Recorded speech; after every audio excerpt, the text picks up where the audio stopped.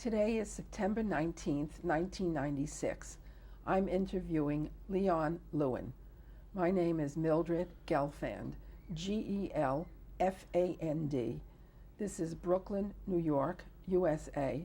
The language spoken is English. Today is September 19th, 1996. I'm interviewing Leon Lewin. My name is Mildred Gelfand, Gelfand.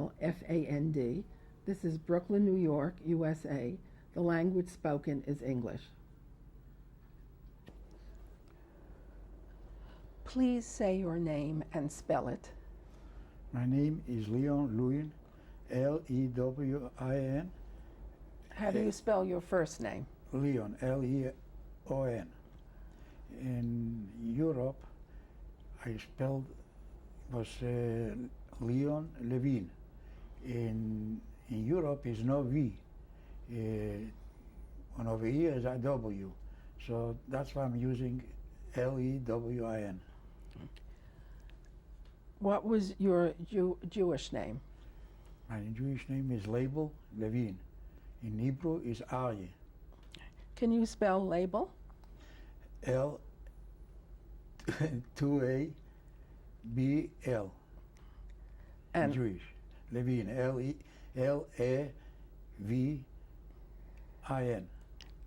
And your Hebrew name? Aryeh.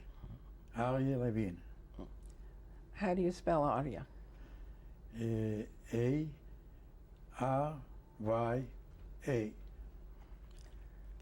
How old are you? I am now 76. I was born 1920, September 5th. 1920, September 5th. Where were you born? I was born in Lunavola. In what country? In Poland. In what part of Poland is Lunavola? This is eastern side next, not far from the Russian border. Near what largest city is it? The largest city is Grodno. Tell me about Lunavola before the war. It was a small town, and everybody we have a thing, a organization. We have a Bund, we have a Zionistische organization.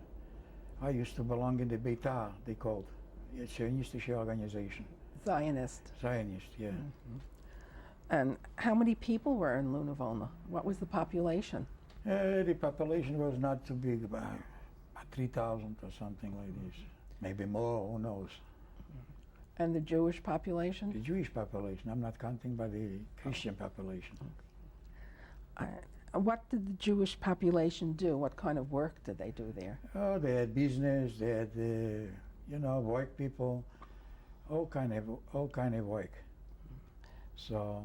And religious activities? Religious activity. Saturday was Saturday. Friday night used to go in shul, used to go to Davner. And Saturday the same thing. We used to go Davner, and that's all. Okay. How did the city look? How did Lunavola look? A nice little town. Can you describe it? Very hard to describe. You know, everybody used to go.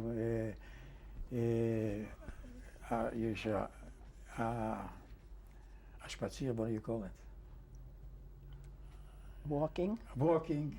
We had the Yemen. We used to go to over there to bathe in the middle of the week. And the Yemen was a very big river. And people was enjoying. Some people, they used to come from Warsaw for vacation. We had a lot of trees, what do you call it? Trees, a lot of trees, what do you call it? Can you describe it? Where were the trees? The trees, what do you call it? A lot of trees. A wald, what do you call it? Oh, the woods, the forests. Forest? Yeah. And we used to go enjoying over there.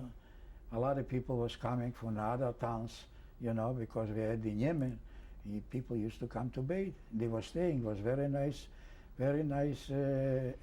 air we had. Were there mountains? Not mountain, but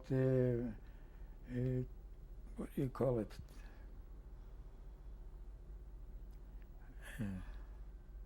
Not mountain, a lot of trees, what do you call it? I forgot already. The forest or the wood? The forest, yeah. The forest, they used to have a lot of trees, especially the pine trees. Pine. They smell, the pine trees, they smell so good. So we used to take a walk on a Saturday or sometime in the middle of the week, whoever didn't have nothing to do. Especially we used to go by the Yemen. Over there was the water, a running water, very fast. And I used to bathe myself too. Tell me about your family. My family was a religious family. Saturday used to go in shul. Friday night, come Friday night, we used to bring a oirach, they call, a beggar, you know, because they didn't have where to go. So my father used to bring in the house a beggar for supper, and sometimes Saturday for lunch, for dinner. And that's the way it was. What was your father's name? My father's name is Samuel Levine. My mother's name is Nechel Kenter, a maiden name. What type of work did your father do? My father was a builder in the summertime. In winter, he used to be a carpenter. In summertime, I used to help him out. After the school, he was building, in the wintertime, he was building little houses for the bee. You know, they used to make honey. Special for wintertime, he used to make this tree. And I used to help him to make him the frames. So he used to pay me 10 cents for a frame. Where did he keep the bees? The bees outside. We had a lot of land. So we used to go to check it out in the wintertime especially. The wintertime, you see, before winter we used to take out the honey and we used to sell it. And for wintertime, we used to buy brown sugar. And we used to cook and then put it in the wintertime, and they used to eat that. From this thing, they used to make honey too. And what did you do with the honey? We used to sell it. Who did you sell it to? Over there was a lot of people who used to come from other towns, from Warsaw, from all big towns. They come for a kurort. It was a kurort. Could you explain that? A kurort?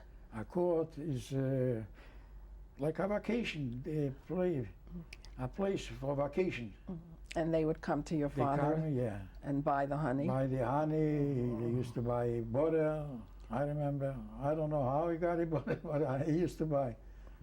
What else did your father like to do? You said you had a lot of property. Oh, yeah. What did he do with the property? He built the trees. He built a lot of trees. We had 120 trees, all kind of fruit. I don't even remember the name from the fruit. And at the end, he had to leave everything. What memories do you have of your father before the war? He was a nice man. He respected me. I was respecting him. And that's all. In the house, used to help him. I used to help him out with the carpenter, winter time. How did that work? What did you do? What I do, I don't know. I used to go winter time in the market and used to sell it. I used to make it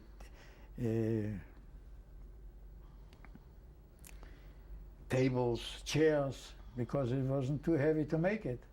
And I used to go to sell it on the market. Where did you go to sell it? In the market in the town. Every time, every week was a market. So we used to go, everybody, not only us, they clothes, they have all kind of stuff. In the market, on On the market, they call the market. So what type of furniture did he make exactly? Plain furniture for people from the town, you know, not the town, what do you call it? For the Christian, you know. For the non-Jewish population? Yeah. They come, they used to buy. Do you remember selling anything? Oh yeah, used to sell a lot. He used to make in the winter time, in the summertime, he used to sell it. How would you sell it? What would you say? What I say? Nothing. I didn't say nothing. They liked it, and he gave me the money. It cost so much and so much, and that's all. And they paid me. Did you like to do that? I like yes, and I didn't like to do that. I don't know. Can you explain what you mean? I was too much occupied by these things. You know, I was a young boy, and I was like to play in football and soccer. And my father used to keep me over there. So I didn't have another choice. Okay. And your mother, what was her name? Necha Kenter, And where was she born? same town. What did she do in her Nothing, spare time? housework. Everything, whatever. She cooked, she baked, that's all. She baked even bread in the house for a whole week. They used to bake big loaves of bread. It was so good. The black bread, you know, they like pumpernickel. You can find it over here. What other memories do you have of your mother? She raised a family. What kind of other thing? How would you describe her as a person? Very nice person.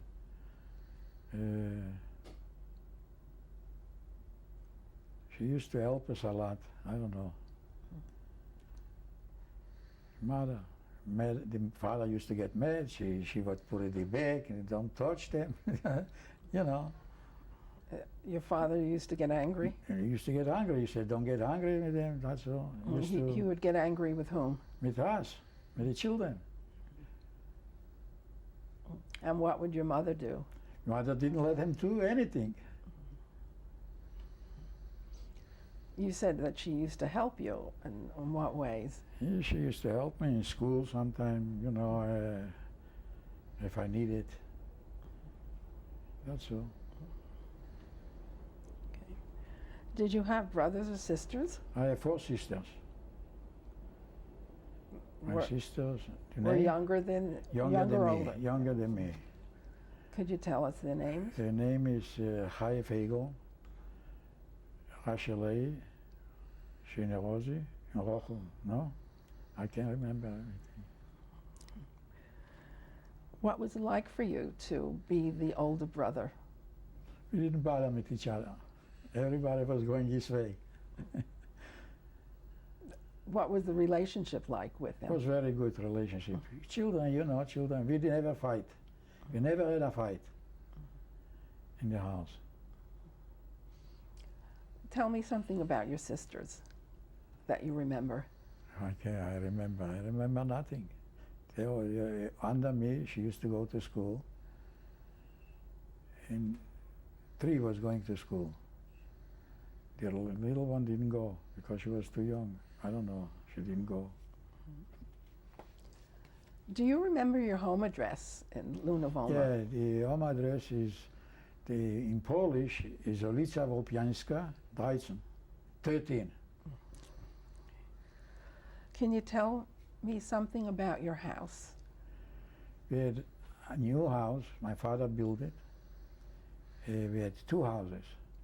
One we was living. We had 6 rooms for ourselves.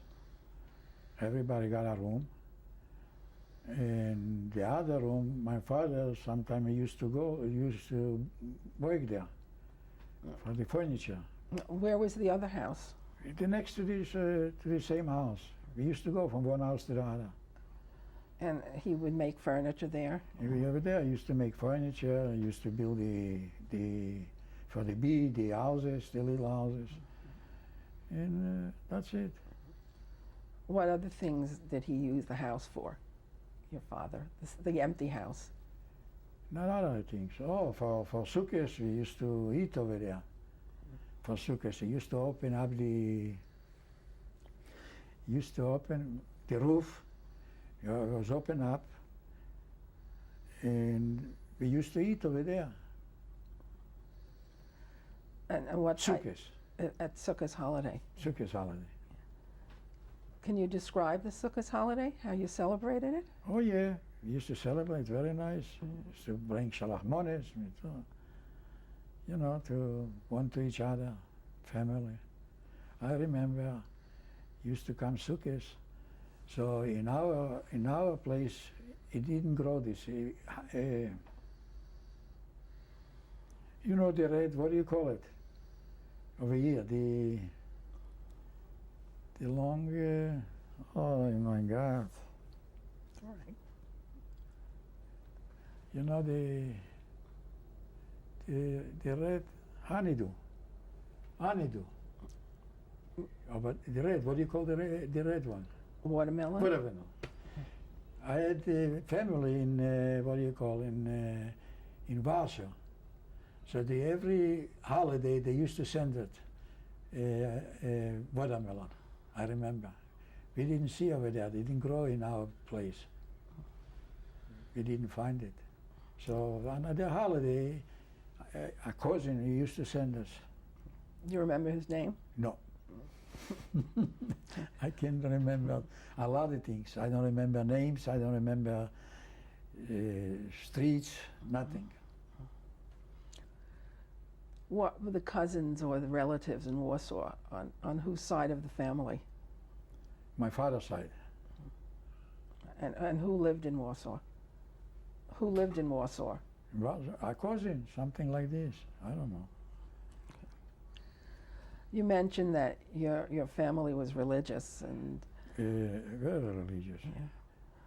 Not What- too religious. I mean, he didn't go and pray all day. I mean, but he would come on Saturday, Friday night, a Saturday, a holiday. We had to stay in the shul. What religious observances or holidays do you recall? Pesach was the best holiday. Tell us about it.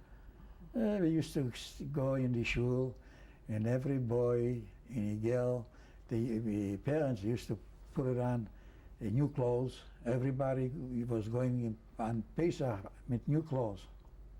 So everybody was showing off and like put it on new pair of shoes. They used to come and need to clean, not to make dirty. Oh God.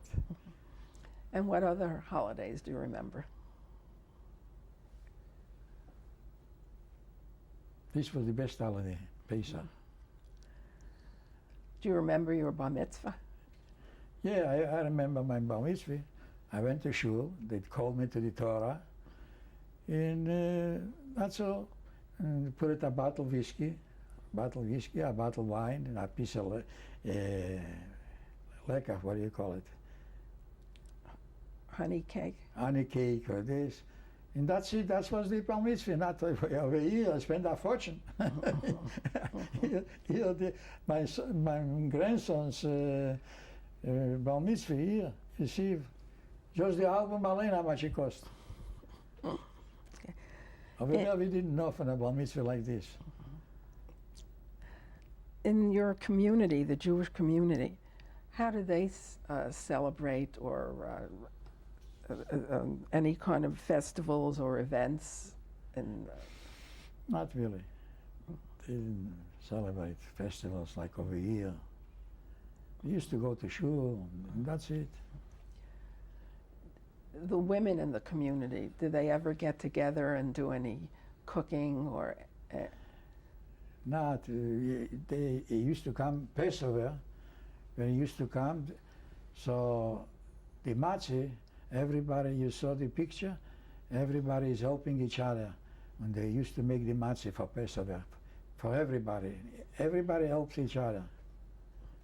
And the women would get together? The women were together making the matzah. And over there, the baker, used to put it in the oven, and everybody made a lot of matzah.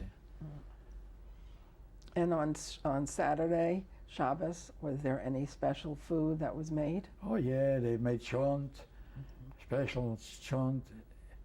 They used to say, if you eat the chont, when you wake up, they used to go sleep after that. So if you wake up, you come out like Tres Amesim, they call, like from the dead, because everybody was blowing up. From the Sholent. From the chont. Well, you used to have fish, chicken soup, especially on Saturday. My father used to bring from the shul oirach, they called, a beggar. Used to bring in the house. He used to stay for supper, and then for Saturday he used to come back. Every family used to take one. So that's the way the people used to do. Instead of giving him money, he used to bring him home to feed him. Did your father have any relatives, like parents or sisters and brothers in Lunavona? No. No. Were they anywhere? Were they living anywhere? No. As far as I know, they didn't have any. My father had over here brothers, sisters, but not over there. When did they come to the United States, your father's relatives? Oh, a long time before. I don't know when. I can't recall. And your father, he didn't... He didn't want to come to America. If he would come to America, he would still be alive. What was his reason for not coming? Because he had a good life over there. He didn't miss anything. My father, he made money in the first. You see, the problem with my father was thinking the First World War. He used to build boats for Germany. And I remember I was a little boy. He used to come from Germany, and he used to bring so much money on the table. It's unbelievable. So he had a good life. He didn't want to go. I was 2 years old this time. So I remember a Jewish woman, she was watching me. So she saw I have a lot of money, so she stole it. So my father said, "Where is the money?" I said, "Riva took it." And then what happened? Nothing, she didn't give back. Fired him. Did your mother have any relatives? Not in Luna. She had a relative in the, America, a sister in Rosh. Where was Rosh? Rosh is 10 miles away. From Luna? From Luna, yeah. Did she have any children? Or Yeah, she had here the boy, Eli, he went to the Partizanki. And then he went to Lodz, and from Lodz he went to Israel, and he passed away over there. What was her last name? Your aunt, your mother's sister. Merke. Her last name, not her. That's her first name. What was her last name? Her maiden name? Her maiden name. Kento. Okay. And her married name. My name is Clean. Okay. Was there anybody else that was in the town that were nearby that were relatives? No. What schools did you attend? Polish school, the Polish school. And Yiddish, the Jewish school. What type of subjects did you take in the Polish school? Oh, we took geography, history, all kind of Polish language. And the And Jewish? The Jewish, yeah. The Jewish, I learned Jewish a lot. I know how to write and read Jewish very well. How long did you go to school? Through what grade? From the first grade to the 7th. How old were you when you stopped school? About 14, 15, I think. I don't remember years, I don't remember nothing. When you were in school in Lunavona, When I was in school, I remember we were sitting in the benches, and a Polak, he said to me, Zhidje parchati. That's me, you dirty Jew. So I didn't like it, so I took off my shoe and I knocked over the head and I opened his head. So they threw me out from school. So they threw me out. My father went to the, what do you call it? To the, not to the teacher, the highest, what do you call it? Principal. Principal. And she took me back. I don't know, they bribed you or something. They took me back. But he was afraid for me. He never again. He didn't never say dirty Jew.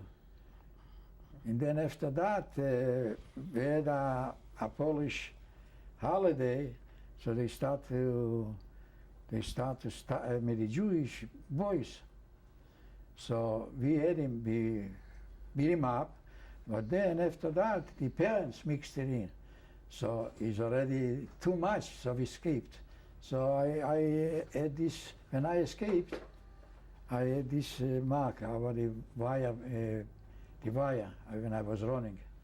Can you show that mark? Yeah. How old were you at the time?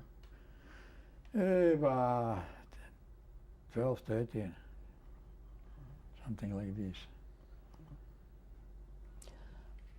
The non-Jewish people in Lunavolna and the Jewish people, what was their relationship like? The older Wasn't too people? bad, wasn't too bad. But the youngsters, they used to say in Polish, Zhidje do Palestini. That means the Jews should go to Israel, to Palestine, they called.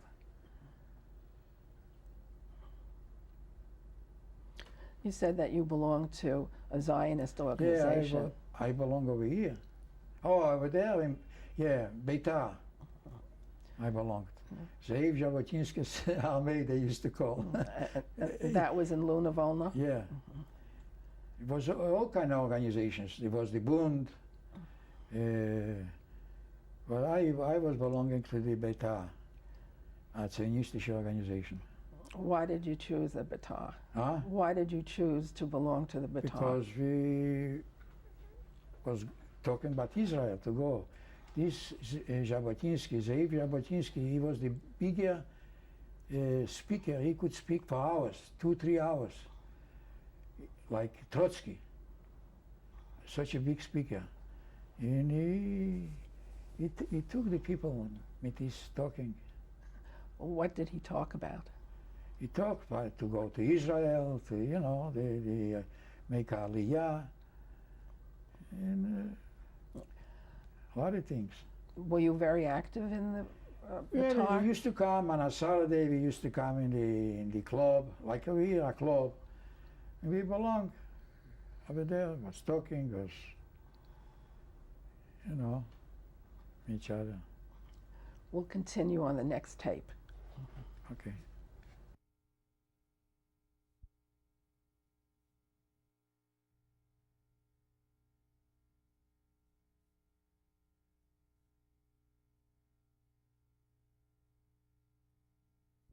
Today is September 19th, 1996. I'm interviewing Leon Lewin. What did you do after you left school? After I left school, my father gave me to learn as a tailor. And they made a contract for 2 years. So I worked over there, and he started to teaching me.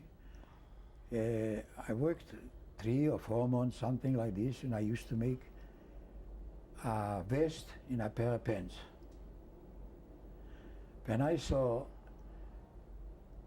was working, and I was making a lot of work, and he didn't give me a penny.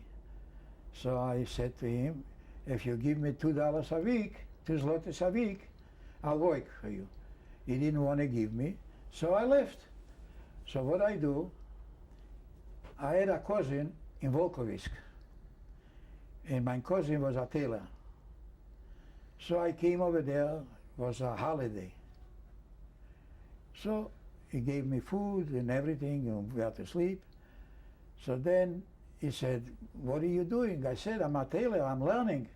He said, you want to work for me? Okay. I said, yes, I want to work for you, why not? So I started to working, and he saw I work very well. I did the job right. He was one of the best tailors. So he came, I worked a week. He said to me, listen, you want to stay over here?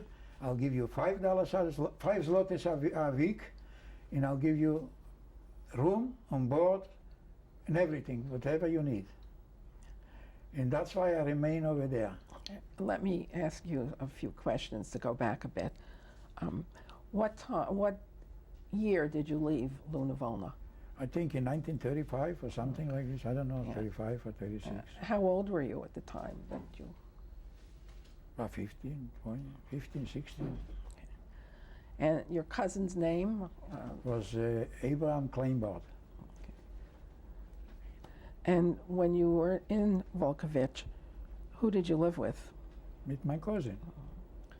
I lived with my cousin. I used to give me food and board and everything. Did And your cousin have family?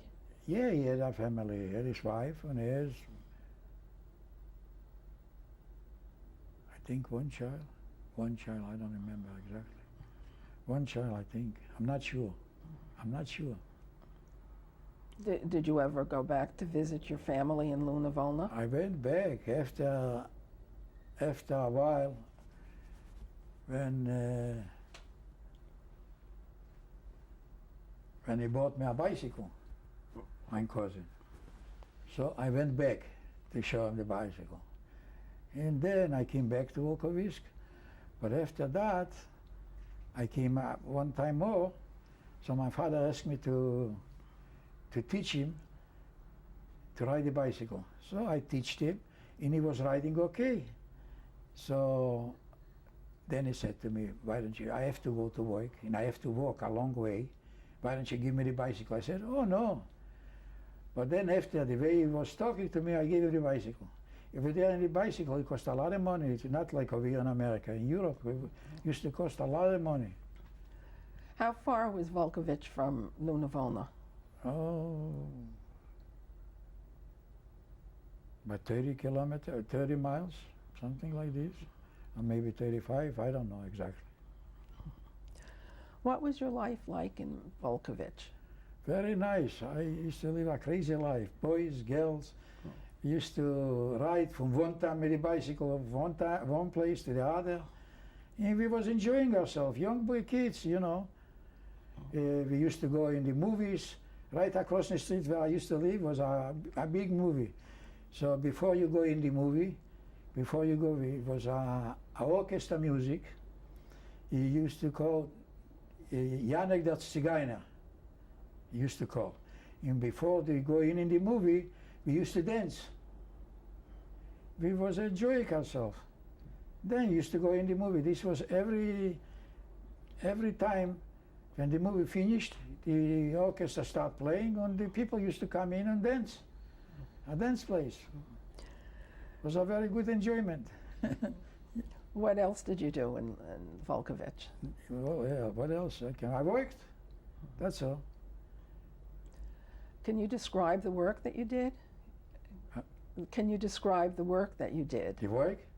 I used to make tailoring.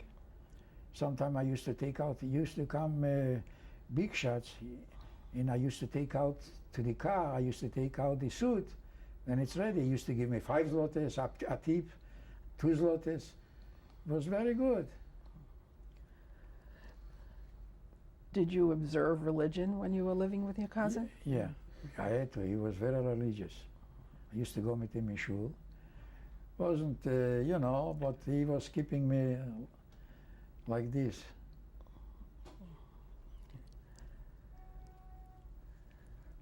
At the time that you were living in Volkovich, were you aware of the rise of the Nazis in Germany? Nothing. We didn't know anything. We didn't know anything. Oh.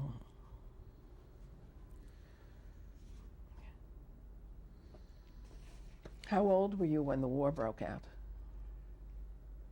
39, 19, 39, but then the Russian came.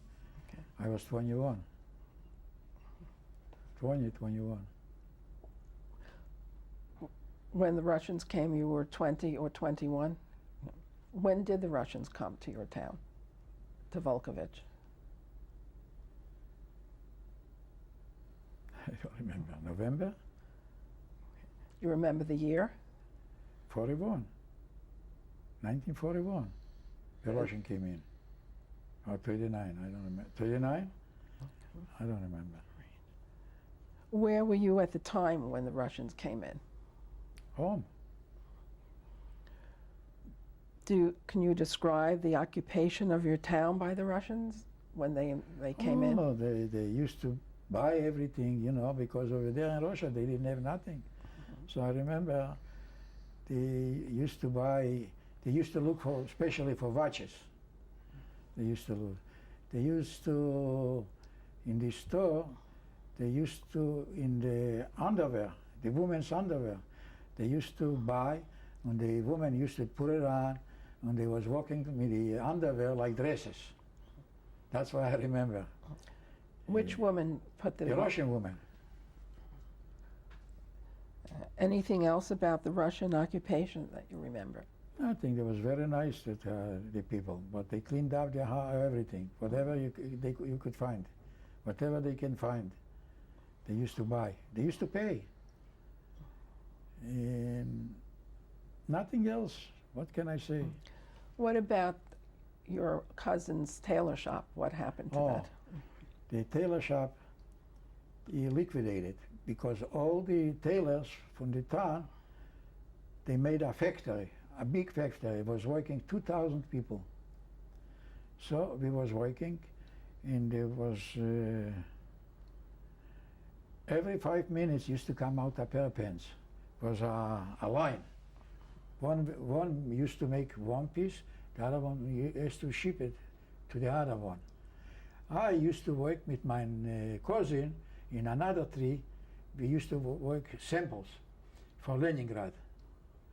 And they used to send it out for Leningrad, the samples. What type of samples? Jackets, all kind of coats, pants, vest. That's what they used to, we used to do it. Were you paid for that? Yeah, we used to get paid. How were you treated? Not much, but we used to get paid. How much did you get paid? Nothing, almost nothing. You couldn't. How did they treat you in the work situation, the Russians? No, it's okay. Oh, if you come late, forget about it. If you have to come and punch a card. If you come late, 3 times they put you in jail. If you come late 3 times? 3 times they was put you in jail. So everybody was running. Yeah, he was afraid. Did that ever happen to you? No, nothing to me. They called progul. Progul in Russian, when you come late. What else did the Russians do in your town? Were there any anti-Semitic laws? No, not for the Russian. Not the time for the Russian. Were you able to continue your religious observances? Oh yeah, everybody used to go to shul and nothing to do. Were you ever talking to them, Russians, in a friendly way? Every time we used to talk to him. We used to tease him, you know, because they used to buy, they cleaned up the old town. So we thought they didn't have nothing over there. So we used to ask him in Russian, you know, can I say in Russian? Что у вас есть? That's mean, what do you got in the Russian, in Russia? Used to say, у нас все есть, by us is everything we got. Then he said, we used to say, Tzuras есть у вас. That means tzuras you got. He said, by us we have a lot of them. We used to laugh at them because he didn't understand what that means tzuras. Anything else about the Russian occupation? No. It was very nice. In our house, I remember we had like a Kennedy airport. We had over there an airport, not far. My father used to work there sometime. So all the big shots, they used to live in our house, in one house. We used to rent him. They was paying. So I remember when the war broke out, and all the big shots, they used to come and ask my father if he wants to go to Russia. My father didn't want to go because he said, well, I'm afraid for the Germans. I'm not afraid. He used to make business with them in the World War I. So he said, they're not going to do anything. And that's the way they got killed themselves, everybody.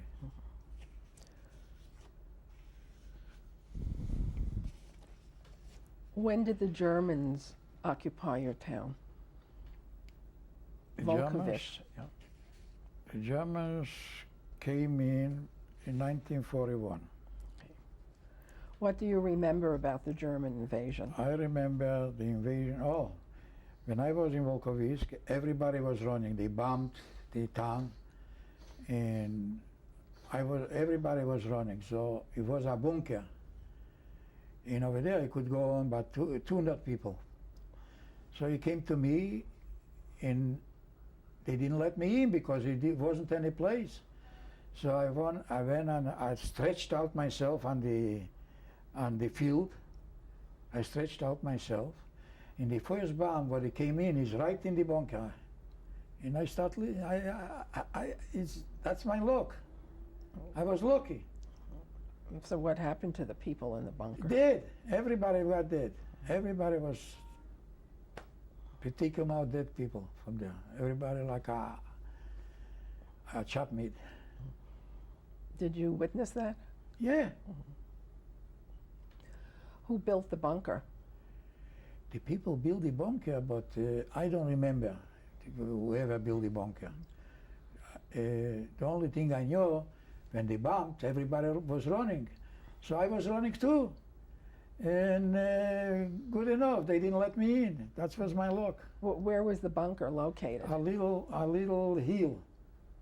On a little hill outside the town. And then what happened after the bunker was bombed? Nothing, everybody was running. And where did you go? I went home. Can you describe what happened after the bunker was bombed? Not only the bunker, the whole town was bombed. And then what happened to you? What did you do at that time? I don't know, I went home. My home was by the cousin. We was over there. And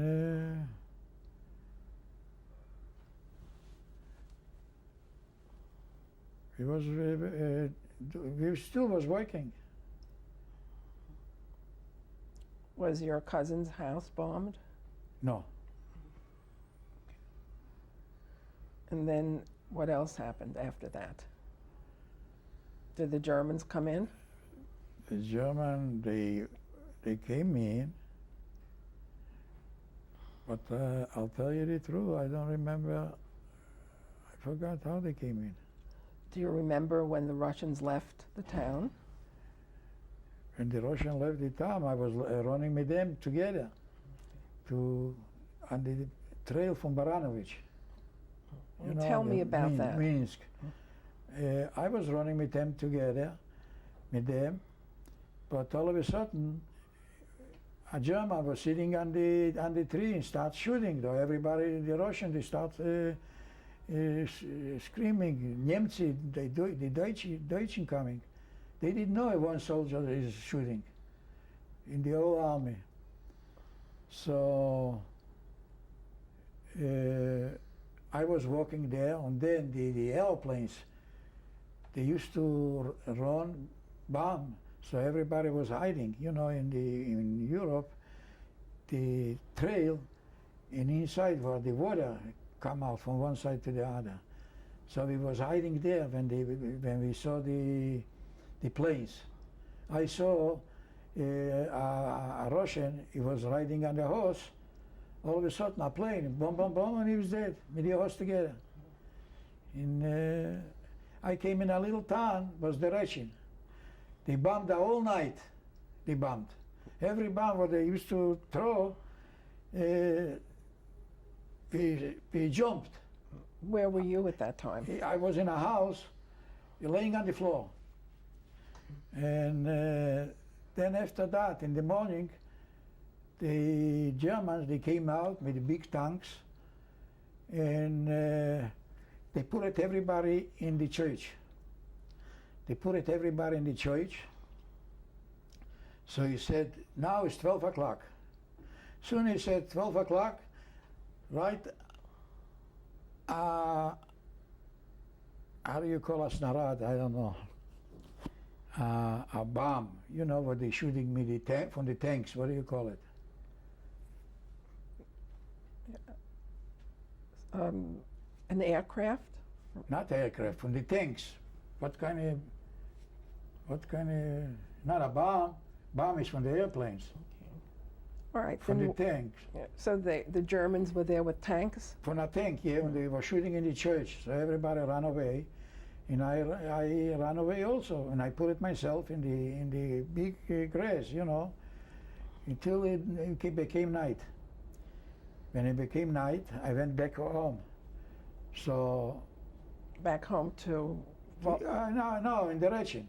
You know, I have a friend of mine. So we went to the house, and then after that, at night time, we didn't hear nothing. No German, no Russian, we didn't hear nothing. So we went out in the town and we was looking for bread.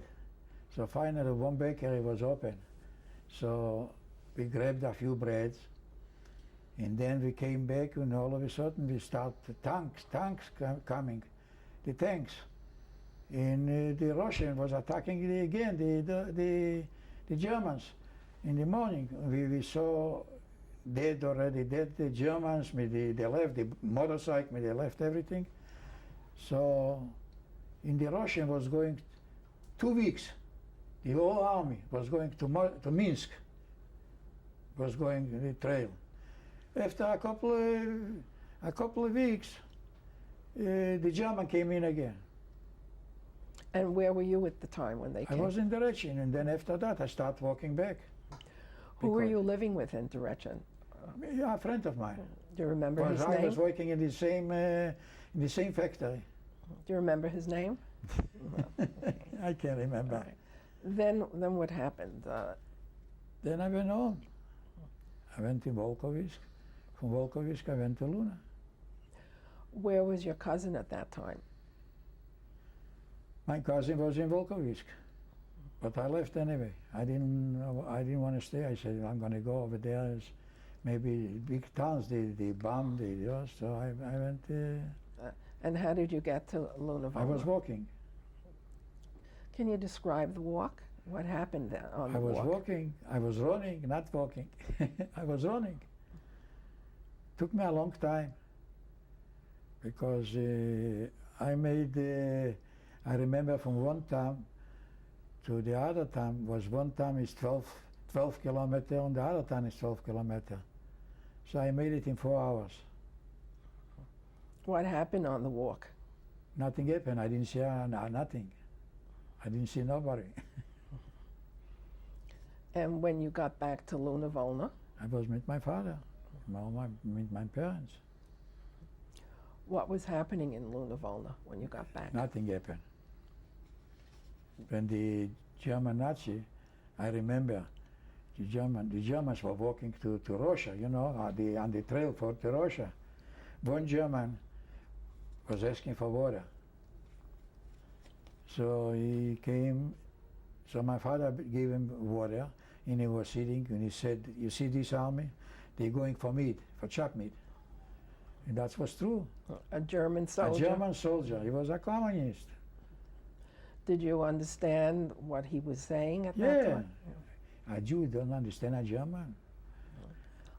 Well, what I meant was, Did he explain what he Yeah, meant? he explained, he's going for meat, chop meat.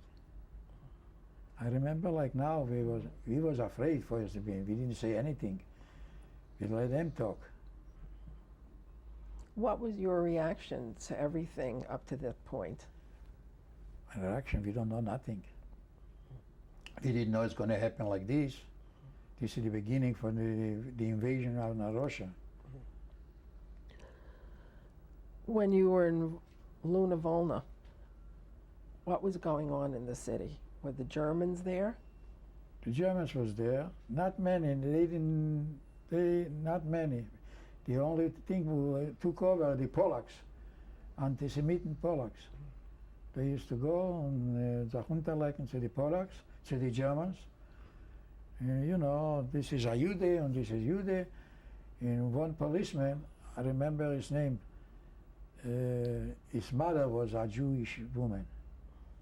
She was converted, his mother, but nobody gave her out. And he became a policeman. Name was Sakowicz, a Polak. He was terrible. Yeah, when I was in Luna Vola, it wasn't too much. Then we went to ghetto, they made the ghetto after that. Before the ghetto, what was happening? Were there a lot of anti-Semitic laws at that time? No. They didn't in the beginning, they didn't do anything. After. What happened with the woman that converted, whose son was a Polish police? What happened with that? Nothing happened to them, nothing happened. He's like a Christian. She converted. The Jewish people, they knew her. I didn't know her. But everybody, they used to say the Mishumedisti. That means when she converted, a Mishumed. You know what a Mishumed is? Explain it. A Mishumed is crazy, a crazy person, but she converted. So. You said that there was a ghetto in Luna Volna. Yeah. When did the ghetto start? The ghetto started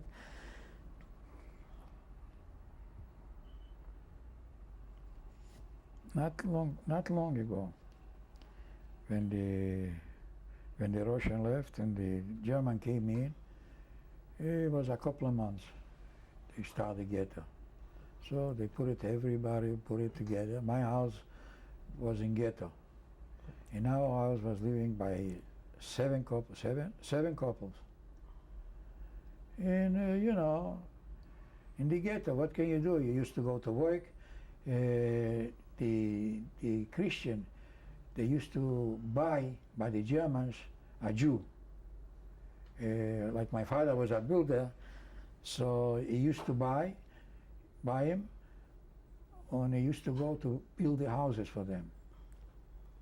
And I used to go with my father. So the Christian, meanwhile, he used to give us food. We used to eat over there. And that's the way. You say that your house was in the ghetto. In the ghetto. Yeah. Where was the ghetto in the city? How large a place was that? It wasn't a large place. They put everything together. How many people were in the ghetto? Few thousand. Where were they from? From the same time, they had, I don't know how many. I couldn't count. I don't know. Was the ghetto enclosed? Closed ghetto. Yeah, with barbed wire. The ghetto was closed, and people they used to go to work. They used to work on the trailway. You know, they used to. I can't remember how to say that. Used to build the streets, you know, all kind of work they used to give us. Did they work outside the ghetto or outside the ghetto? How did you get out of the ghetto? And how were you able to leave the ghetto? Police was going with us. Police, there was policeman. Can you describe how that worked? How did the policemen take you to the work They situation? used to take us to work. They didn't do nothing. But we had to make a lot of work. They had to make. Did you have work documents? No. And where did you work? Where I work? Yes. I didn't work. I was hiding. The only time when I went, you see, we didn't have too much food in the ghetto. So I went under the wire and I went to the Christian towns. And I was a tailor and I used to work for them. You don't see any Germans over there in the Christian towns. So I used to work for them. I used to sew for them, whatever I could make it. And they used to give me bread, flour, whatever they could, butter. So I worked one time. The Germans came in a town, in this town where I was there.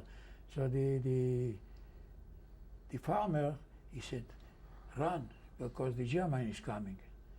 So I ran out in the back of the yarn, of the, what do you call yarn? Barn, and the barn. And I went there and I covered myself with snow. And then after that, they went away. I came out back. They went away. Did you wear a Star of David? No. I didn't wear a Star of David. Or other people, Jewish people? Yeah, they was wearing. I used to take it off. Were you ever caught? No. And- I used to bring in food for my family. How many people were living in your house in the ghetto? 7 families. Do you know their names? Or I know one, he was a Oberkapo, Laser Velbel. He used to live in my house. he was an overcapo? Yeah, in Bochum, in Birkenau. When I came in Birkenau, I saw him. He said, "You here?" I said, "Yeah." He said, "Wait, I'll give you a piece of bread." So he went out. He went away in the barrack, and he sent out somebody, and he started hitting me. I said, "Why are you hitting me?" The Oberkapper told me to throw you, to go away. That was later on. Later Yeah. on. When he was living in your house. And when we was living in my house, he was all right. But after, when he became a Sonderkommande, in the Sonderkommande, he was a bitch. We'll continue on the next tape. Okay.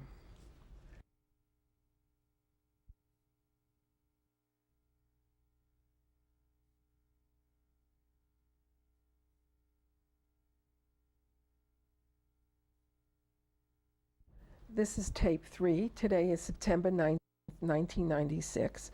I'm interviewing Leon Lewin. We were talking about the Luna Volna ghetto. Yeah, the ghetto. Was there a Judenrat there? Was a Judenrat. Who was the Judenrat? Who were the members? But they picked her out, the Judenrat. Jews. What was their function in the ghetto? To send to work, to send it to all kind of stuff. Whatever the German asked, they supposed to give it to him. Whatever they ask, money or whatever, the Judenrat has to come and ask the people. We should give it to them. They came to your house to ask for money, and Yeah. how did that work when they came? Who came? From the Judenrat, the Jewish, I don't even remember one name. I don't remember. But one thing I know, they came to ask my father to go to Grodno as a carpenter. And they need a bricklayer. They sent him, a friend of mine, he was a year younger than me. His name was David Muravsky. And we was holding together all the time. So they sent us to Grodno to work on the Banov, on the railroad. Where was Grodno? Was that in the town they sent you, or in the ghetto? No, in the ghetto. It was already the ghetto. It was two ghettos, 1 and 2. Me, they sent it in ghetto 1. What was Ghetto 1? Ghetto 1 they called, that's all. Who was in Ghetto 1? All Jews. Yes, but was that a special ghetto for No, we used to go to work, no special ghetto. Was it for people that worked? Yeah, people used to work. And Ghetto 2? Ghetto 2, I don't know because I wasn't there. And when did you leave Luna Volna? I left when the union had sent us out. Do you know the year? A year, I don't know. Do you know how long you were in the ghetto in Luna Volna? Luna Volna? I wasn't too long. Maybe a few months. And then they asked us, they asked my father to go to Grodno. So I said to my father, what are you going to leave the family? I'm going to go for you instead. And the same thing, my friend, they said also the same thing. So we went together. Before you go into the Grodno ghetto, was there any atrocities by the Nazis that you witnessed in Luna Volna? Yeah, they used to take people, they used to go shooting, what do you call it, birds. We have to run in water like this and to pick it up, the birds. Who used to do that? The Germans. What else did they do?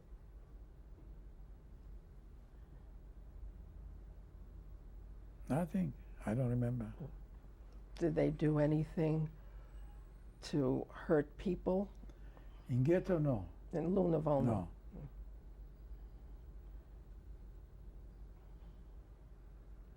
I don't know, I wasn't too long, so I don't know. So then you went to the Grodno In the ghetto. Grodno. Yeah. And what was that like? In Grodno was alive. He wasn't alive. I went, the Judenrat over there in Grodno, they sent me to a family. And I was there, me and my friend. And in the morning we used to go out to work. So where we went? On the railroad. We was working on the railroad. What were you doing? What type of work? On the railroad we used to put it, what do you call it? The tracks? The tracks. We used to put it, carpet now. We used to do a lot of things. I don't know. With, digging? Huh? Digging? Digging, yeah. Graves, those things, all kind of stuff.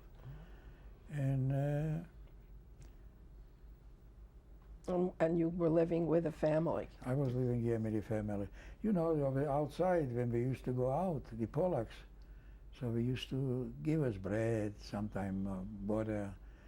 We used to exchange things.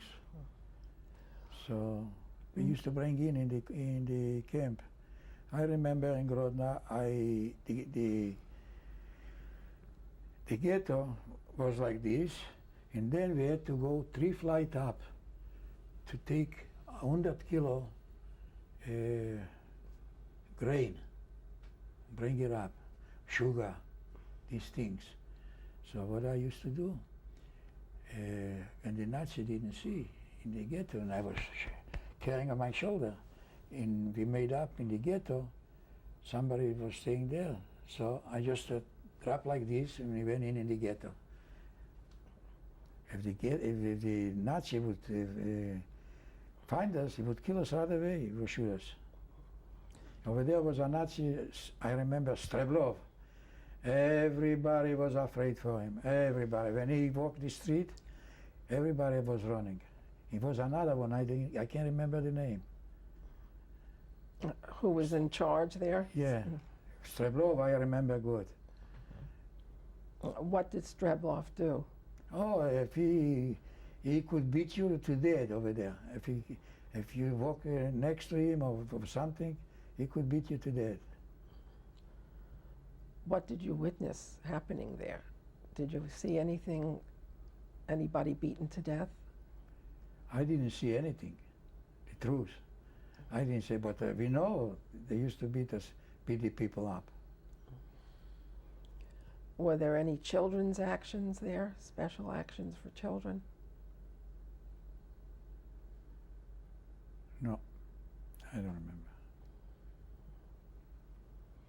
What atrocities did the Nazis do in the ghetto in Grodno? In the ghetto, they don't do nothing. They used to take us to work. It was a door, double like this double. We used to come out from the ghetto, and we used to go out to work. We was going to work on the Bahnhof. When you were working on the railroad, who was guarding you? A German with the dogs. They was guarding us. But one time I remember, this is later on in Ebenzy, was it? Well, when they guarded you with the dogs, did they hurt anybody or did they hurt you? Yeah, they used to tell the dogs to bite somebody. What did you witness? Did you see anything like that? I'll tell you the truth. I was my own thing. If I saw, I make believe I don't see anything. I was afraid to say I saw. You were afraid of telling anybody that? I was afraid to tell anybody over there. People was talking, you know. But what did you see? I saw a lot of things. I saw one thing, he was bringing in food, you know, from the outside, in the ghetto. So next to me, we was going five, like this. So I saw next to me was staying a boy, and he was afraid, so he had a bottle of whiskey. So he put it on the floor. The German saw that, he put it on the floor. So he came over, come on, Jude. And he took him to the, you know, where you're going into the ghetto, and he gave him right away a bullet in the head, right away. Did you see that? Yeah, everybody saw it. What was your reaction when you saw What that? it was action. We didn't feel anything, I'll tell you the truth. We know we're gonna die anyway. Today him, tomorrow me. And that's the way we was feeling. We have no feeling at all. We was so used to this, it didn't bother nothing. It didn't bother us. Dead, not dead, we're gonna die anyway. That's what the day was the day, was we're living the day. And every day is a different day. What else happened in the ghetto in Grodno? Oh, in Grodno was, you know, when all the tanks, they came to around the ghetto, so I was sitting with a family, three families were sitting. And I was sitting and I fainted. I wish they would leave me there. But they woke me up. I don't know, they gave me smelling salts or something like this. And I woke up. And that's all. And Why did you faint? Huh? Why did you faint? I don't know, talking about the Germans with the tank, and they was talking about they killing the people. So I don't know, just like that, sitting, I fainted. Did anything happen to you in the ghetto? Any atrocities? Any punishments? No. In the ghetto, no. Anybody you knew, you were close to? No. What else did you see in the ghetto that upset you? That's all. I didn't see anything, nothing. I had a couple of friends, we used to go from one to the other, and that's all. What did you do after work in the ghetto? Nothing. Yeah, you couldn't even get out. You had to go to the barrack, they give you a 100-gram bread with a coffee, and that's it. You had to go to sleep.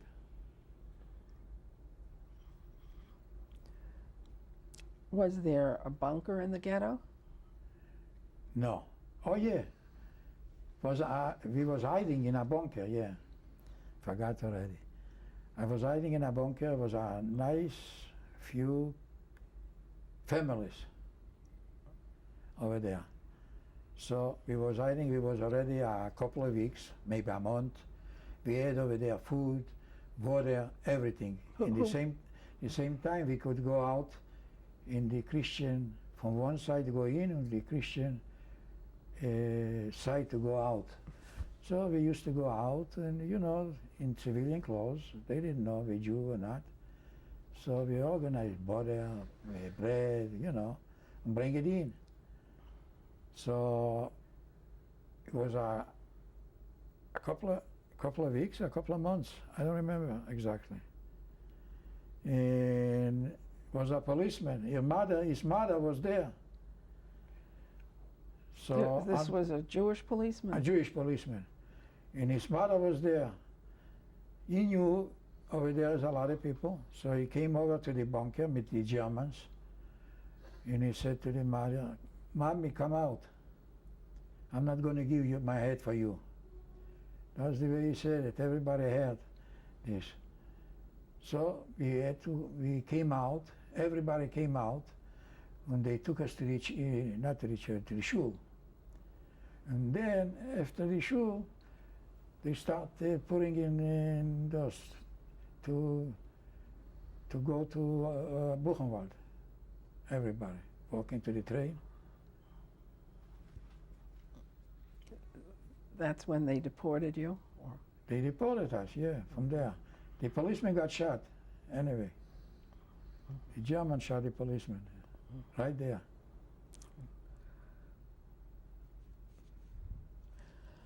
Can you tell me about how you got to, was it Buchenwald or another place? Not Buchenwald.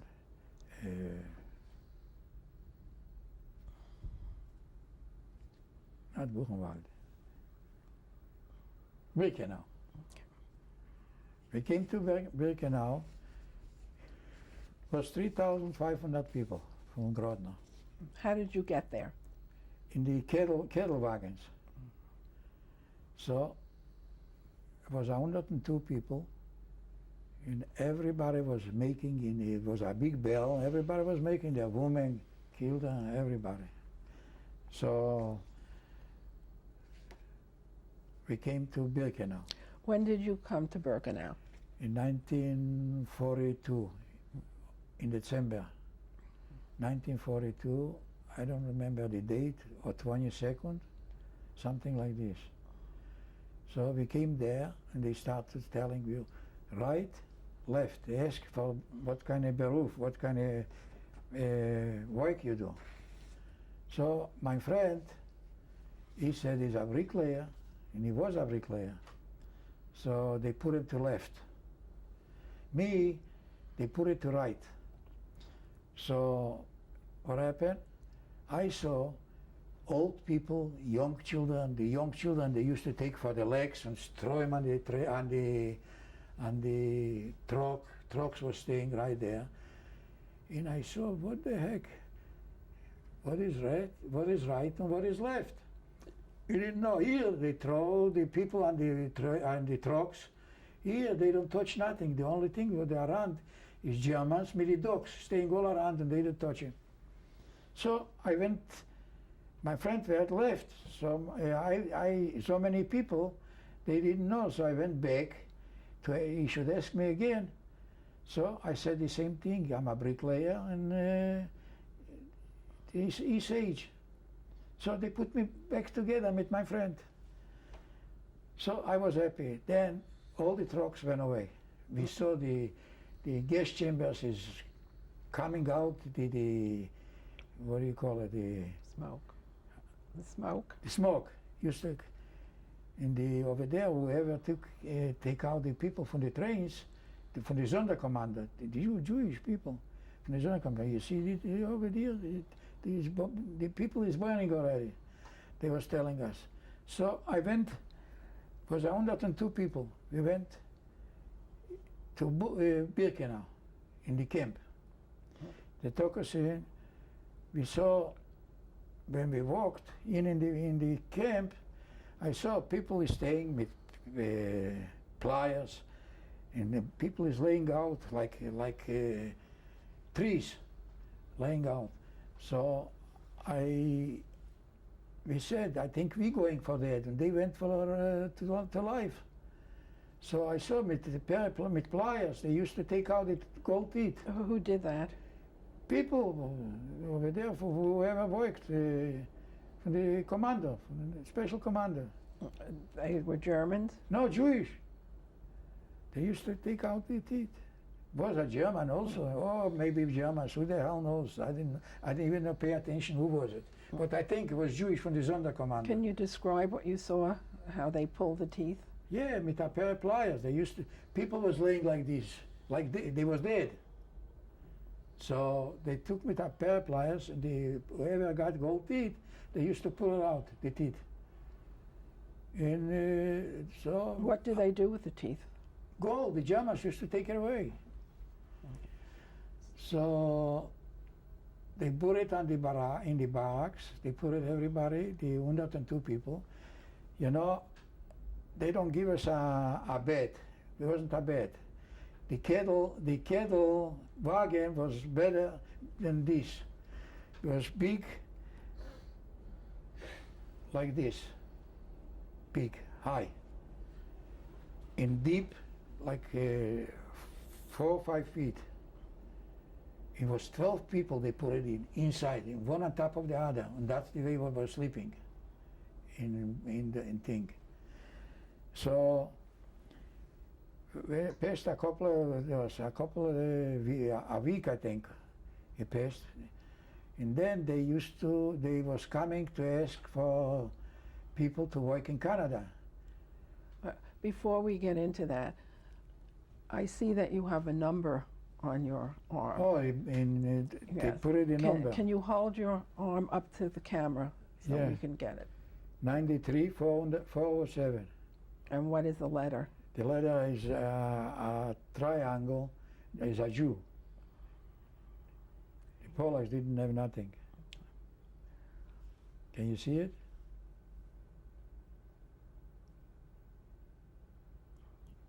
Okay. Before we go into your... Oh, when we came in the camp in Birkenau, the first thing what they did is a disinfection. They said a disinfection. So over there was a big grave, like 4 feet by 4. And over there was cold, freezing. I don't know what it was inside. So we had to go in this grave. Was this on the outside or on the building? In the building, in the bar, but it's winter. Snow was up to here. So we had to go in the grave, and after that they give us a cold shower. Freezing. It was ice right on top of you. We was naked. And we had to go with the barefoot. We had to go in the snow. Was running in the back. They're going to give us clothes. Clothes, they give us the stripe thing, a pair of shoes, and that's it.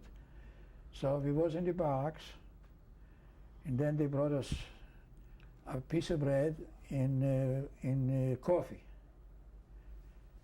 And that's all. So it took a couple of days. I had a friend of mine, was a doctor from Grodno. He said to us, "Children, eat whatever you got. It's grass, not grass, eat. because you're going to survive. If not, in a couple of days, you're not going to survive anything. So that's the way it was. Whoever ate this junk survived. The other one take 2 weeks. Nobody was there anymore, the people, but they took in the camp. So we was over there a couple of weeks, and then they came to ask people to go to Canada to work over there. Everybody ran away, so I was the first one to go. Why did they run away? They ran away because I was afraid. They didn't know what Canada is, and I didn't know either. But I figure to work, maybe I'll get something to eat. So I went to Canada. Could you explain what Canada is? I'll tell you. First of all, when they took us to the barracks, they give us a warm bed, in a bed with a cover. You're going to go tomorrow to Canada. Canada was a place where they used to bring the clothes from the dead people from crematorium. All kind of clothes, shoes, children's shoes, toothpaste, bread, what else? So they put me in a place to open toothpaste. Over there in the toothpaste you find all kind of things, not only in the toothpaste, all over, in the bread, whatever. We have to check it out, and they have a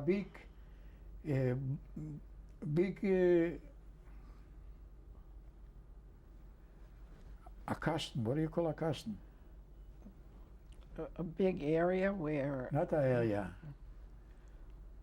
A carton? Not a carton, wooden things like this, and everybody had to put it over there, the gold.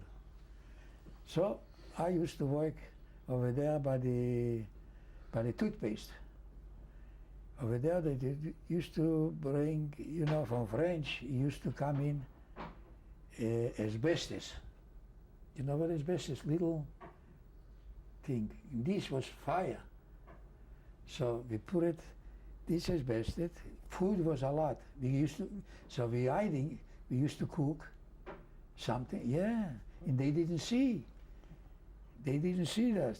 How did you use the asbestos to cook? Put it fire, and then we covered. We covered up with something like a bell, with something, and they didn't see. So then if we catched a piece of bread or whatever we catched, we ate. My friend, he came also with me together. The first couple of days, he started eating everything. So he got sick, he got dysentery, and he was going. Not even a week, he was going. He died. You know what the dysentery is? Yes, could you explain it? Dysentery I know dysentery. Like he was running, in the toilet, and he couldn't run. And he was cleaning him out. And he cleaned him out to death. What did they do with his body? They burned it. They took the body and they put it in the crematorium. Every day they took it, people to crematorium. It used to come a truck, and they used to take it away.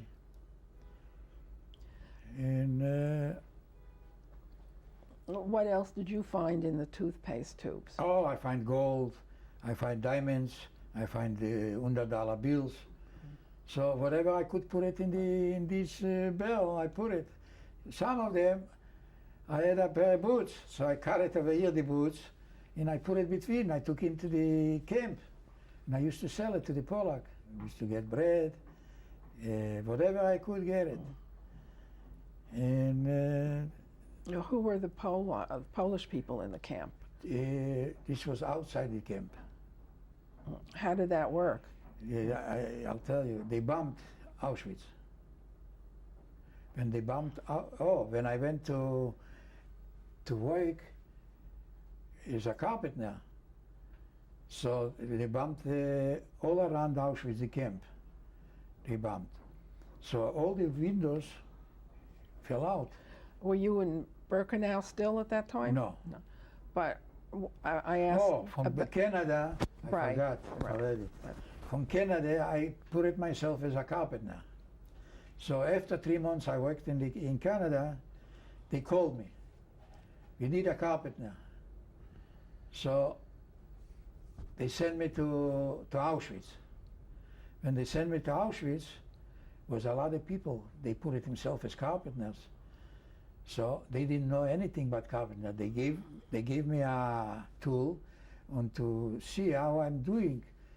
So they gave me a broken tool.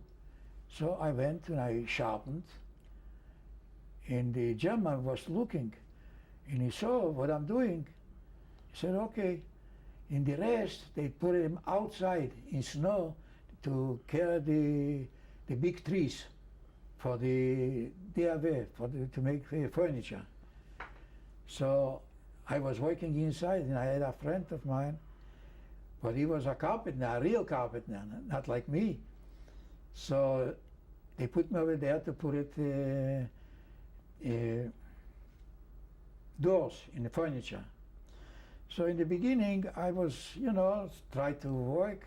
So the friend, he said, do whatever I do, watch me. What was his name? Your friend? Chomsky, his name. So he was watching me, and he said, you're doing all right.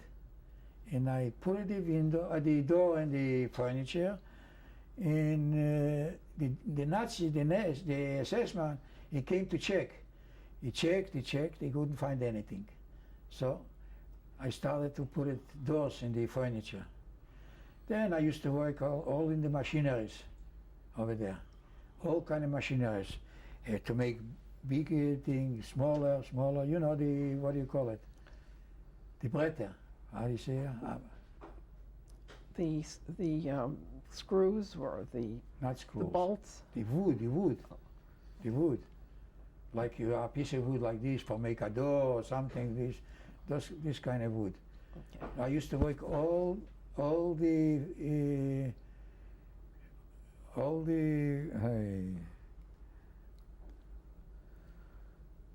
the machineries I used to work.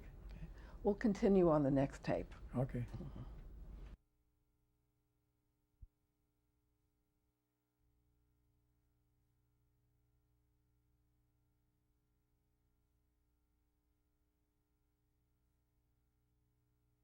This is tape 4. Today is September 19, 1996. I'm interviewing Leon Lewin. You were talking about the work you were doing in Auschwitz. Oh, in Auschwitz? Yeah.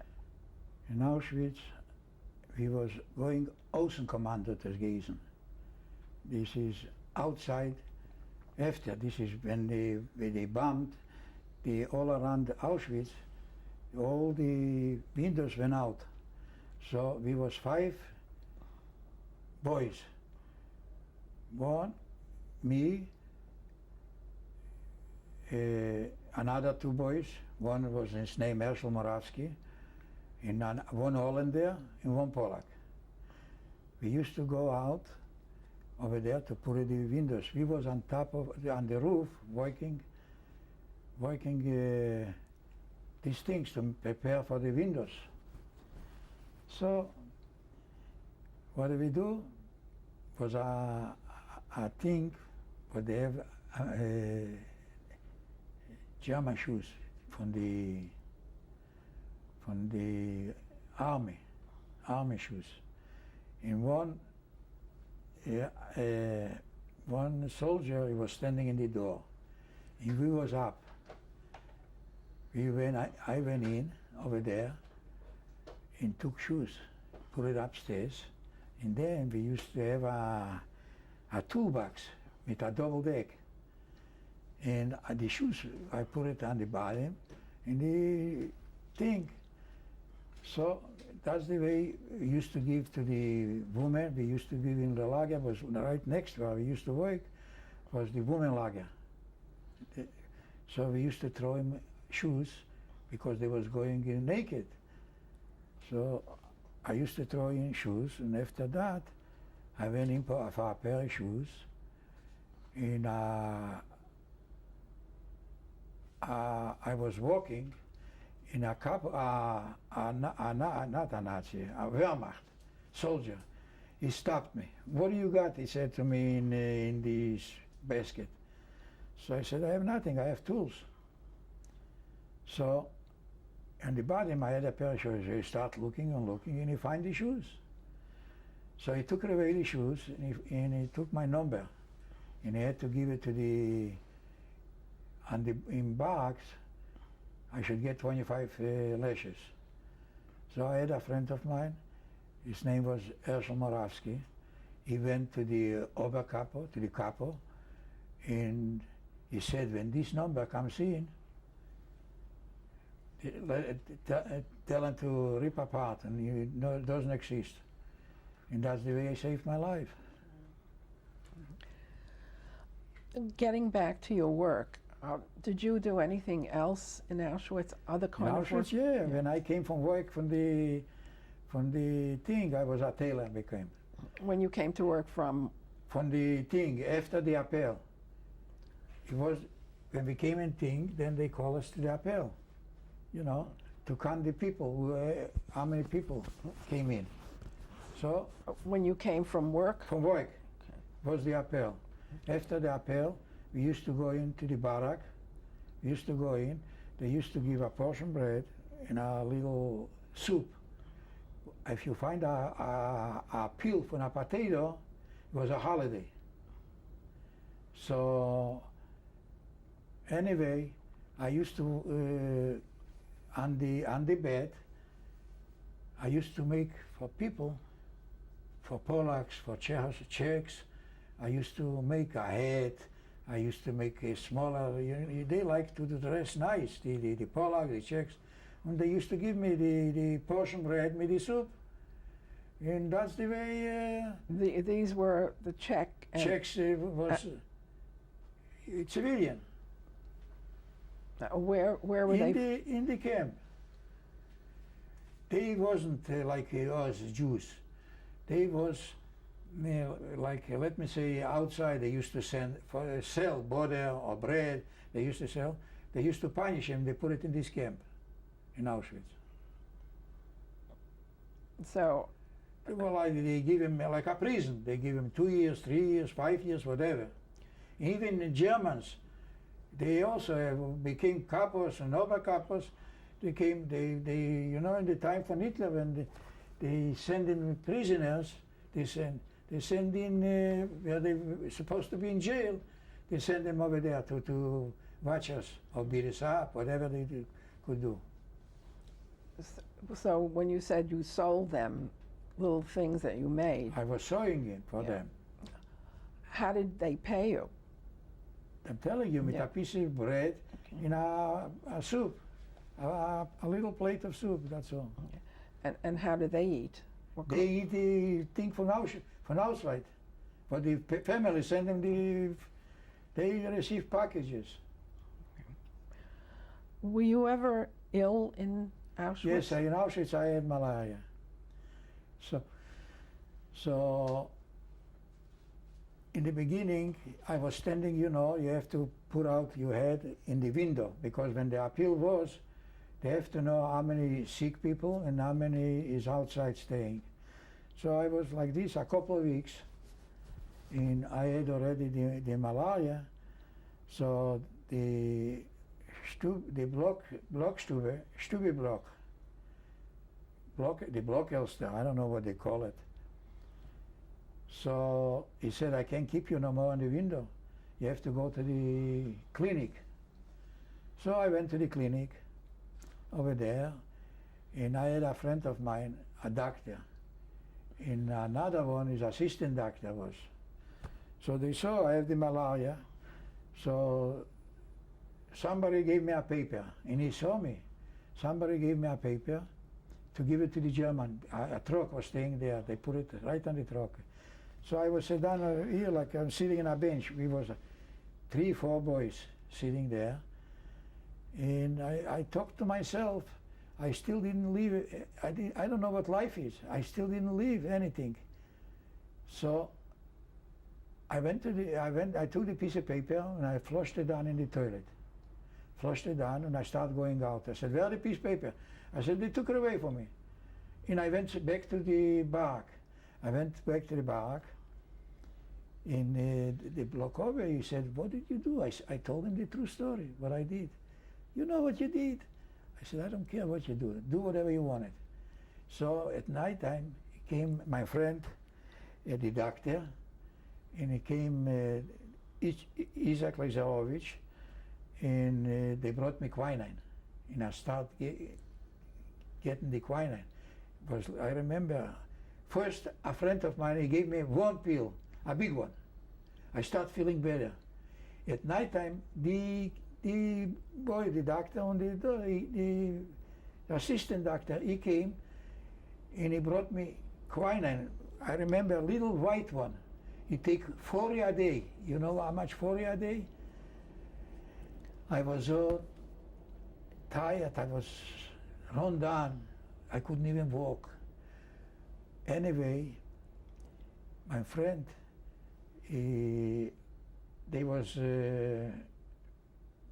maker. They was making brushes over there. So they could cook and they could go where they killing the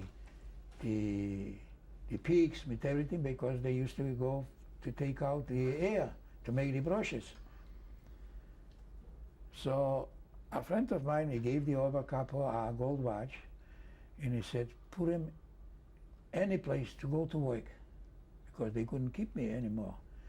No, I couldn't even walk, so they put me in a toilet. In a toilet, they gave me a shmati, a piece of rag, and just in case if a German comes, make believe you wipe the window. But once in a blue moon he came. And I was sitting there, and these guys, they was making the brushes, they used to bring me food. They used to bring me food. They knew I'm very, very sick. So little by little, I came to myself.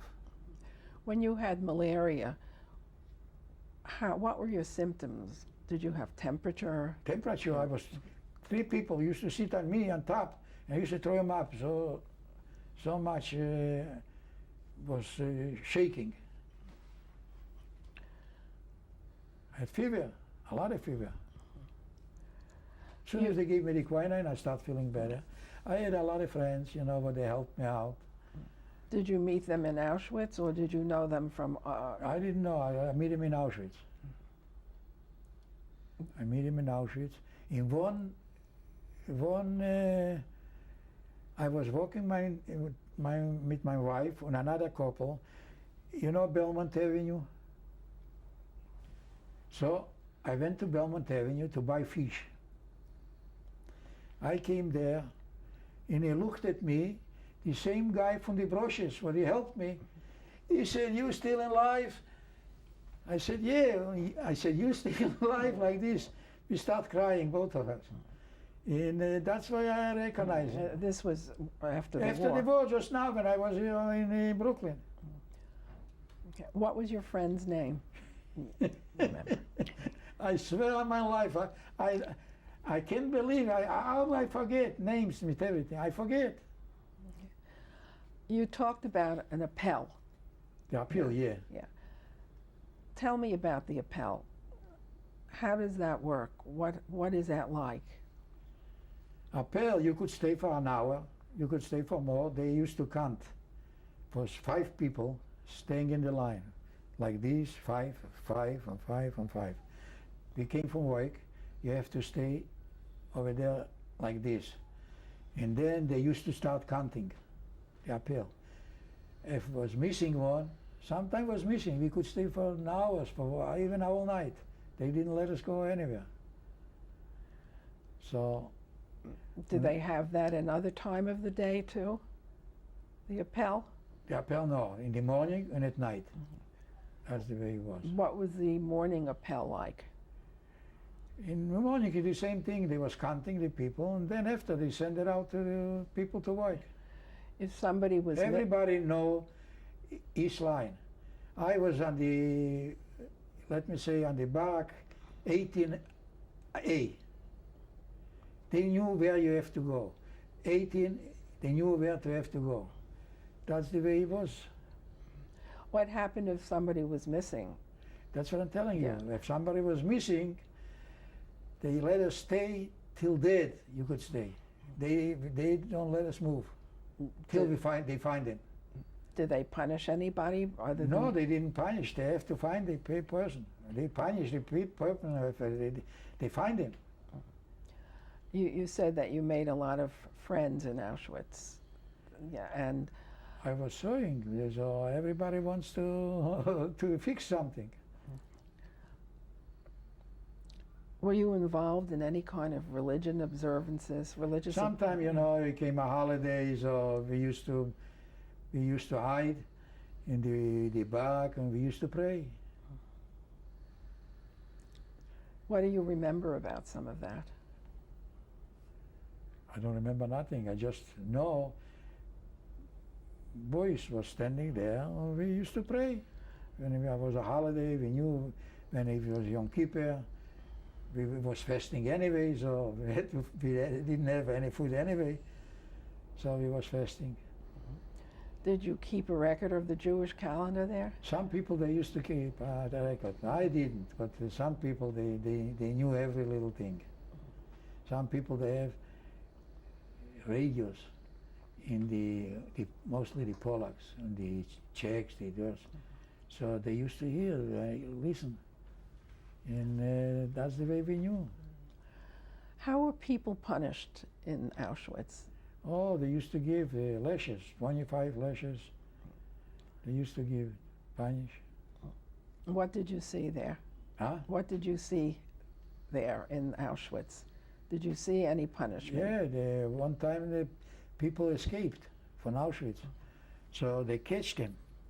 So in the middle of the bar, not in the barracks, in the camp, they hanged him, and that's what everybody has to go and look. This. They hanged. And when They you put- looked at it, What do you look? You look because you're afraid to escape. They showed you shouldn't escape. what reaction did you have to that hanging? What kind of reaction? We didn't feel anything. I'll tell you, we was so like a piece of iron. We didn't feel anything. Whatever happened, happened. That's all. How long did you stay in Auschwitz? I was from 1993 to December 1944. After that, When did you get there in Auschwitz? What was the year that you arrived there? when you arrived, When did you come to Auschwitz from Birkenau? when I came from Birkenau, Yeah. When did you get to Auschwitz from Birkenau? from What Birkenau, month and year did you come to Auschwitz? Yeah. 19, I can't remember. How long were you in Auschwitz? In Auschwitz was from 1943 to 1944. Okay. I don't remember the date, I don't remember the month. Okay. Where did you go from Auschwitz? From Auschwitz, they sent us, we was walking because the Russian was attacking. And we went to Ebensee. Were they evacuating the They camp? evacuated the whole camp. They evacuated. And we was walking, we walked 65 miles, kilometer. Is about 35 miles, something like this, in snow. Anybody who couldn't walk, they used to give a bullet in the head. The people was laying because everybody was walking, women, men, everybody was walking. Who couldn't walk, a bullet in the head. People was laying out in the side from the trail, was laying so many you can imagine. And Then after that, How was the weather on the march? winter time in snow. And what were you wearing? What I was wearing, the stripes clothes, And your shoes? shoes, shoes. I think I remember. I organized a pair of shoes. I remember I had a pair of shoes. But usually the woman was walking with wooden shoes. If you know that. Women shoes. Did you ever stop on the walk, on the march? No. We didn't stop. When we was walking, a friend of mine from the same mine town, he prepared himself. You see, the truth is, he was working in the Sonderkommando, and he got civilian clothes. So, all of a sudden, I see, he said to me goodbye. I said, where are you going? And he started walking. He started walking and walking and walking, and he's already almost a forest. You see, I was talking before, forest, and I didn't remember. Now I remind myself of forest, near a forest. And then the Germans realized, they walked away, they started shooting on him. But he was already too far. Then I met him in Rome. I met him. After the war? After the war, because he felt in on the Russian side. You say he was a Sonderkommando. Yeah. Could you describe what that is? The Sonderkommando, they was taking off the people from the trains, and then after that they burned the people. They was burning.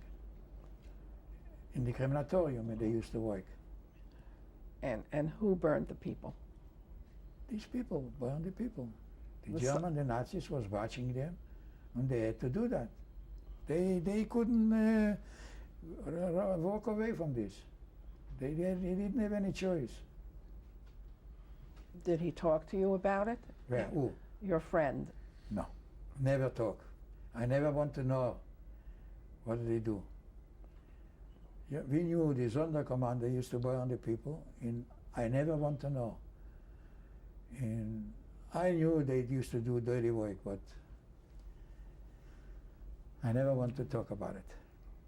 The Sonderkommando, my friend, from my town, the Oberkapo, he was from my town, he came out, this was in Birkenau, and he sent out another capo and he started punishing me because I was waiting for a piece of bread he promised me. To get back to the walk, how long did it take you to walk? Oh, it took a whole day, and it took us a whole night. In the morning we came in Ebensee. Were you ever put in cattle cars after the walk? No, after, what do you mean after the war? From the march? Cattle car, yeah. So you had started to march first. We started marching first, and they put it in cattle cars. Yeah. And how long did it take you to get to the cattle car? To the cattle car, I'm telling you, a day in a night. Okay. He was walking. And did you know where you were going? We didn't know. They said the Russian attacking, and you're going to go to work. But we knew anyway. We went to work in Ebensee. When you got to Ebensee, what did you see? And where was Ebensee? Not far from Salzburg, And what country? Austria. When you arrived at Ebensee, what did you see there? What I see? We was looking for food. We couldn't get it. Where was the camp located? On the mountains from Ebensee. It's located. In the morning we have to go to work. So was a trail, you know, but you can walk straight. So they took us in the mountains to go steps. Every step was like this, high. And every time I used to go to work, At nighttime, we have to bring in dead people. We was working in the storm, what do you call it, storm, in the mountains. What were you doing in the mountains? Taking out with a wagon all the junk, the stuff. Were you using any special tools? No, because they used to use dynamite. Used the dynamite, and then we used to come and pick it up in a little wagon and take it outside. And where did you bring it? Outside. And then the trucks used to come in and take it away. How many hours a day did you work? Oh, we worked from 7 o'clock in the morning till night, 5 o'clock, 5, 6. Can you describe the work? You can imagine. It was very bad. Over there, in Ebensee, we was working so hard, we was afraid for anything. So one time the Americans started coming, the planes, we saw planes. So I was hiding in where they keep the tools, you know, in a, what do you call it? A house for the tools? Not a house, A shed? an open thing. Tools. So we run in, we couldn't, they said everybody has to go to the store, you know, in the mountains. So we couldn't go, so we jumped in I think where the tools was here, me and another Polak. So when the planes went away, we started coming out. So he saw the Nazi. He saw the Nazi. So he saw, look, the Polak. The Polak was going like this, the Polak. I read the thing. And the Jews was going along David, a star, the Jews. So he called me, Yude, you come here. So he called me. What did you do over there? You waiting for the American? I said, I'm not waiting anything. So he said, lay down. And I lay down, he gave me 25 lashes. After that, I got hysterical because the pain what I got hysterical. He said, you laughing? I said, I'm not laughing. Lay down and he gave me another 25. I was black and blue and I was running away for me, man, 04 to go in the store. And what was your condition after the beating? Terrible, terrible. I couldn't even walk. But I was young, I could hold on. And how did that affect your work? Were you forced to work? I forced my work. He used to come up, carpenters used to come up all the way up. You know, maybe it was deeper than this building, the stone. So what happened? I used to hide. How? It was a step ladder. I used to go up all the way in Lake Dan. They couldn't see me because it was wood, you know. And that's where I was hiding. So a few times. So you were digging, or they were digging tunnels in the mountains? Tunnels in the mountains. What was the purpose for that? Purpose is they're supposed to build the papa2. You know what the papa2 is? No. The atomic bomb. They had already everything ready, but they didn't have where to put it. So this was building the atomic bomb. The papa2, they called it. When you said before that you would have to carry the dead bodies out. Yeah, on the steps. Every night we had to carry dead bodies. On the big steps. We could go straight, you know, with the road. With the road. They didn't keep us with the road because they wanted to kill us, everybody. In the morning we used to go with the steps and coming up back with the steps. Whoever could make it, he make it. Whoever couldn't make it. Where did you take the bodies, the dead bodies? I don't know where we take. We used to take near in the ghetto. We used to take in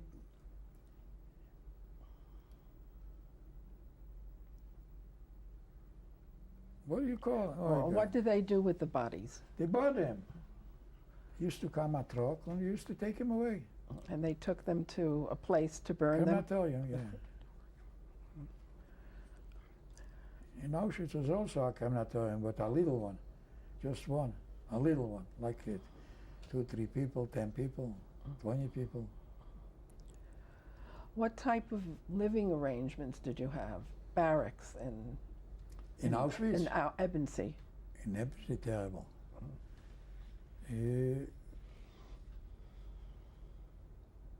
We had a bed in a cover, and that's it. What type of barracks were they? How many in the barrack?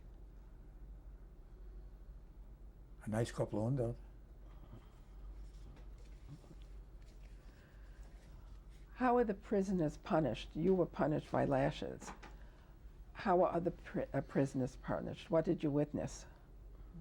Other prisoners. I didn't see other prisoners. They punish, they give him lashes, that's all. If you Did you witness any atrocities? I witnessed myself. Atrocity. I saw. There was hanging people. Other times. Something wrong, they hang you. What was the situation with food? Very bad. They didn't have any food. Food in the morning, they used to give a little black water. I don't know what kind of water. They said coffee. Black water. That's it. At night time, we used to come, we used to get a portion bread. You know how big? Like 100 gram bread in another coffee. That's it. What was done to get extra food? Was that possible? No, nothing possible.